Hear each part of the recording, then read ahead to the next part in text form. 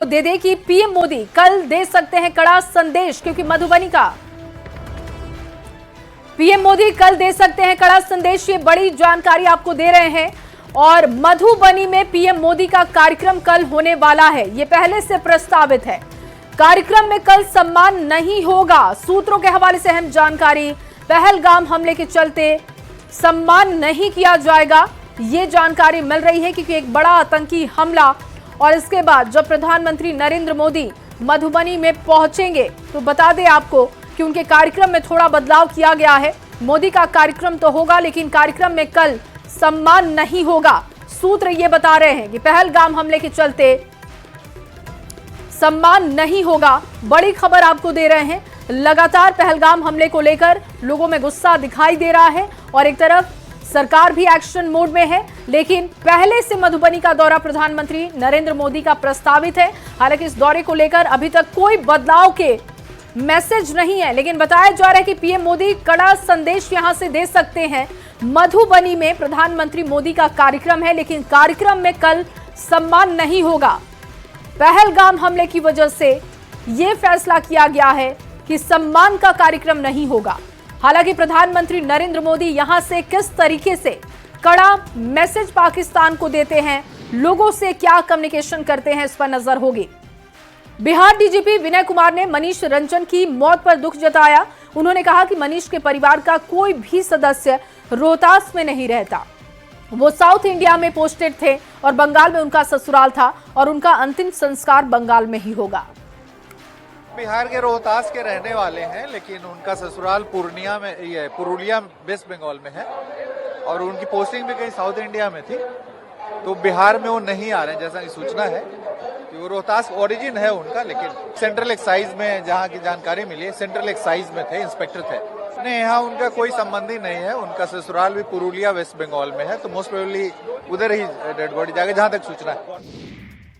और वहीं जम्मू कश्मीर के पहलगाम में आतंकी हमले के बाद भारत नेपाल सीमा पर भी अलर्ट जारी कर दिया गया है। हर आने वाले लोगों की गहनता से जांच हो रही है। बॉर्डर पर सख्ती बढ़ा दी गई है। एसएसबी के जवान मुस्तैदी के साथ सीमा पर ड्यूटी दे रहे हैं। 24 घंटे हर शख्स पर नजर रखी जा रही है। बिहार से नेपाल की अंतर्राष्ट्रीय सीमा लगती है और इसीलिए बिहार पुलिस भी पूरी तरीके से अलर्ट मोड पर है। और अब बात पीएम मोदी के कार्यक्रम की करते हैं। देखिए, पंचायती राज दिवस के मौके पर कल मधुबनी में पीएम मोदी का कार्यक्रम है और यहां से पीएम बिहार को कई सौगात दे सकते हैं।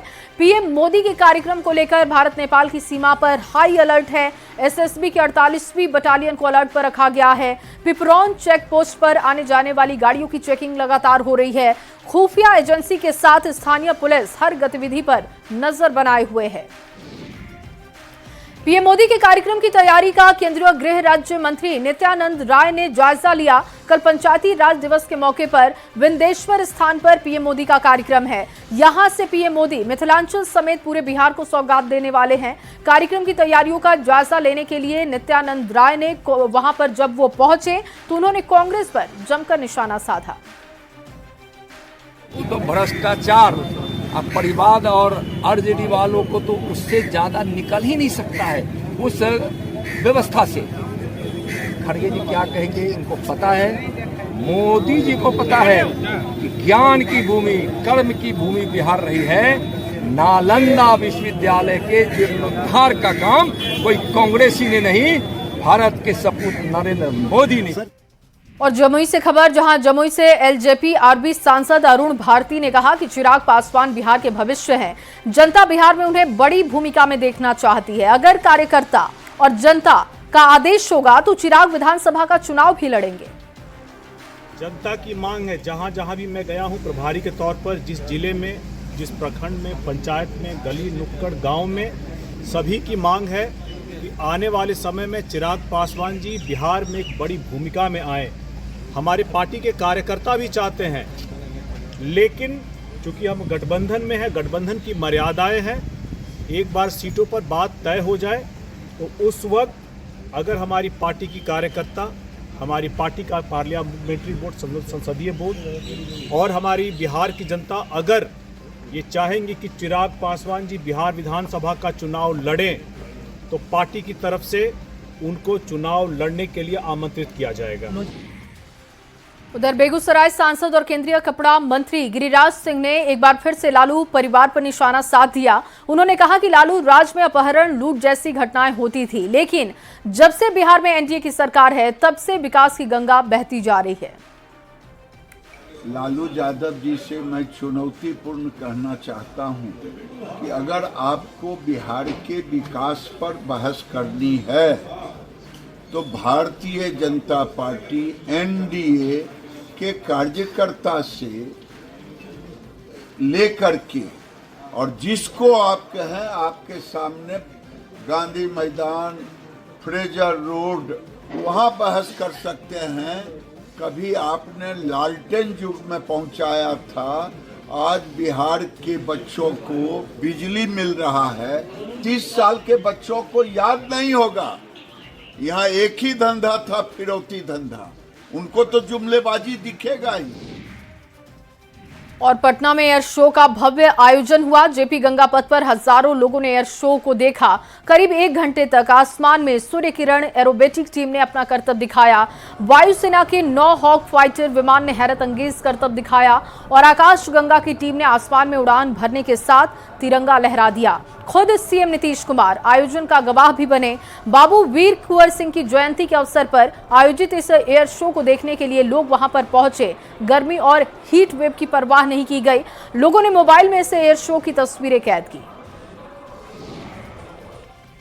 और अगली खबर दरभंगा से, जहां दरभंगा में बिहार के दूसरे एम्स का निर्माण शुरू हो गया है। सबसे पहले बाउंड्री वॉल का काम चल रहा है। स्वास्थ्य मंत्री मंगल पांडे, दरभंगा सांसद गोपाल जी ठाकुर और राजस्व एवं भूमि सुधार मंत्री संजय सरावगी ने निर्माण कार्य का जायजा लिया। स्वास्थ्य मंत्री मंगल पांडे ने बताया कि दरभंगा में एम्स का काम तेजी से हो रहा है। यहाँ पर एम्स बन जाने से मिथिलांचल, सीमांचल और कोसी के लोगों को बहुत फायदा होगा। उस स्थल का मुआयना करने आए हैं और आप सब लोग भी देख रहे होंगे कि काम प्रारंभ हो गया है। यहाँ जो आवश्यक उपकरण, मशीन प्रारंभिक कार्यों के लिए ज़रूरत है, वो सभी मशीनें आनी शुरू हो गई हैं, काम होना शुरू हो गया है। जो प्रारंभिक मटेरियल है, चाहे ईंटा हो, बालू हो, गिट्टी हो, ये सब सामान भी गिरने शुरू हो गए।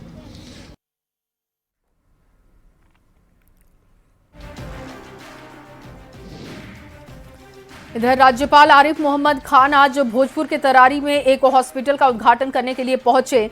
ओम शांति मेमोरियल से बनाए गए हॉस्पिटल में सभी अत्याधुनिक सुविधाएं हैं। भोजपुर के दक्षिणी इलाके में इस अस्पताल के खुल जाने से लोगों को बेहतर इलाज के लिए पटना या बनारस नहीं जाना होगा। कार्यक्रम में पहुंचे राज्यपाल का लोगों ने जोरदार स्वागत किया। और अगली खबर नवादा से, जहां नवादा में गांव वालों ने पुलिस टीम पर हमला कर दिया। हमले में 7 पुलिसकर्मी घायल हो गए। एक हवलदार के पैर में भी गंभीर चोट आई है। और बताएं आपको कि कौवा कोल के टीकोडीह गांव में डायल 112 की टीम को फोन पर सूचना मिली थी कि धनबाद के 4 लोगों को गांव वालों ने बंधक बना लिया है। लोगों को छुड़ाने के लिए पुलिस जब वहां पर पहुंची तो गांव वालों ने उन पर हमला कर दिया। घायल पुलिसकर्मियों ने बताया कि गांव के करीब 2000 लोगों ने उन पर ईंट पत्थर से हमला किया। फिलहाल गांव में पुलिस की टीम कैंप कर रही है लगातार और हमला करने वाले लोगों की पहचान भी हो रही है। धनबाद का 4 लड़का था, वो पहले से मारपीट किया बस्ती में, उसको रूम में बंद कर देता। उसी को गए थे छुड़ाने के लिए, उसको लेके जब आ रहे थे तो हम लोग पर हमला कर दिया। कितने लोग घायल हुए आप लोग को? हम लोग 6-7 आदमी थे, सब पर ओरा पत्थर लगा, सबसे ज़्यादा तो हम घायल हुए। और अब खबर आरा से, जहां बिहिया में मारपीट और फायरिंग का वीडियो सोशल मीडिया पर वायरल हो रहा है। और वीडियो में आप भी देख सकते हैं कि लोगों के हाथों में लाठी डंडा और हथियार है। एक युवक बेखौफ होकर फायरिंग करते हुए दिखाई दे रहा है।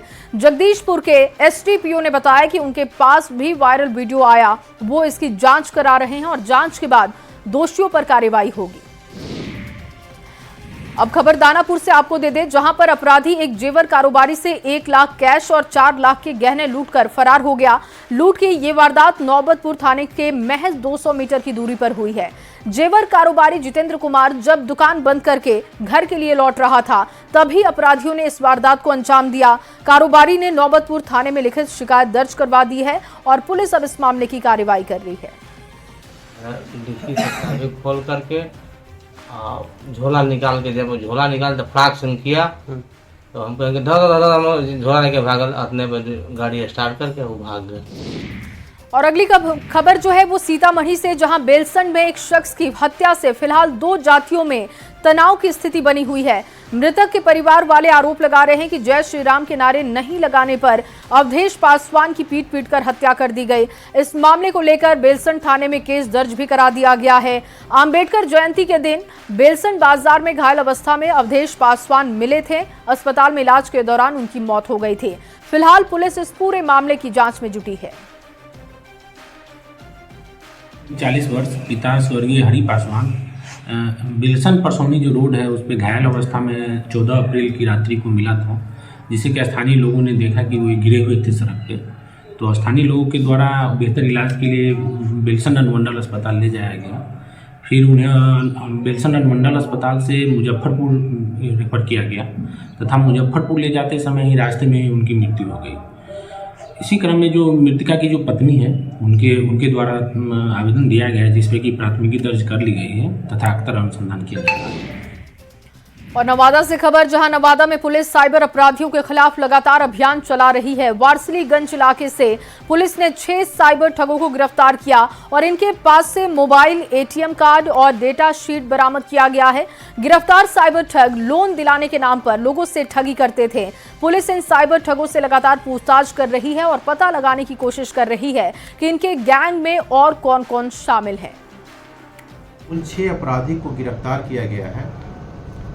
गिरफ्तार अपराधियों के पास 6 मोबाइल एंड्रॉयड फ़ोन एवं 13 डाटा शीट भी बरामद किया गया। गिरफ्तार अपराधियों से पूछताछ के क्रम में उन्होंने अपने अपराध को स्वीकार किया है और उन्होंने बताया अपने बयान में कि हम लोग धनी फाइनेंस एंड सर्विस एवं अन्य कंपनियों के नाम पे लोगों से ठगी का कार्य करते हैं और जो राशि आती है उसको हम लोग आपस में बांट लेते हैं। और अगली खबर आरा से, जहां लहरपा गांव में हुए ट्रिपल मर्डर केस में पुलिस ने 4 आरोपियों को गिरफ्तार किया। गिरफ्तार आरोपियों से पुलिस पूछताछ कर रही है। 20 अप्रैल को लहरपा गांव में शादी समारोह में फायरिंग हुई थी और इसमें 3 लोगों की अब तक मौत की जानकारी सामने आ चुकी है, जबकि 4 लोगों का अस्पताल में इलाज हो रहा है।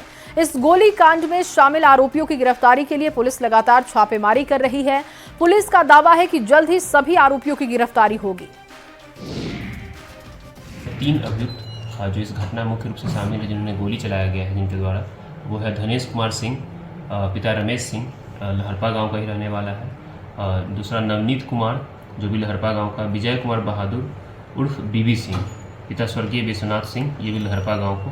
तो आज कुल 3 अपराधियों को गिरफ्तार किया गया है और इस तरह से कुल 4 अभियुक्त को गिरफ्तार किया गया है। प्राथमिकी नामजद कुल 8 अभियुक्त को किया गया है।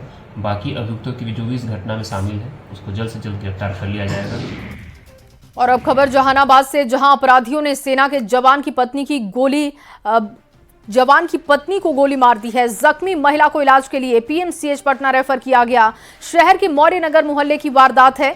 पुलिस ने घर से 2 जिंदा कारतूस और देसी कट्टा भी बरामद किया। महिला को किसी ने खिड़की से गोली मारी है। पुलिस पूरे मामले की जांच में जुटी है।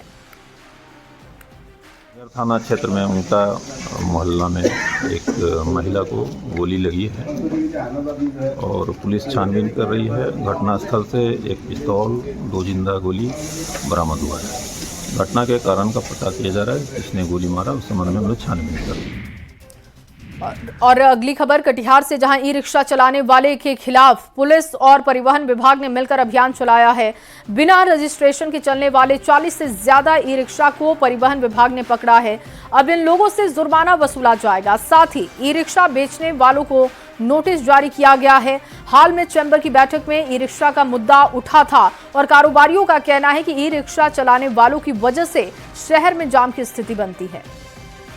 40 जो है हम लोग का टोटो को पकड़ा गया है, उसका हम लोग देख रहे हैं। सबसे बड़ी बात इसमें है कि जिस वाहन का रजिस्ट्रेशन नहीं है तो उसको संबंधित डीलर को भी चिन्हित कर रहे हैं, उसको 300% 100% जो उसका मूलधन है टैक्सेशन का और 200% उसका फाइन ये करेंगे।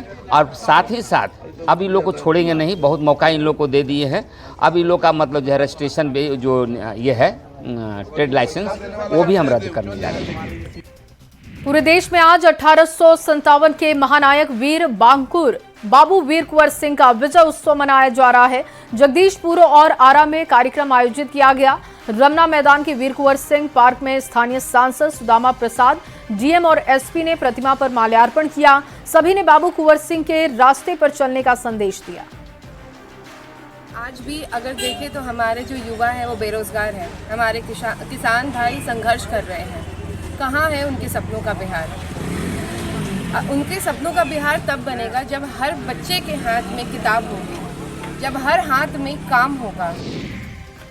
और पटना में सीएम नीतीश कुमार ने कुंवर सिंह की प्रतिमा पर माल्यार्पण किया और उन्हें श्रद्धांजलि अर्पित की।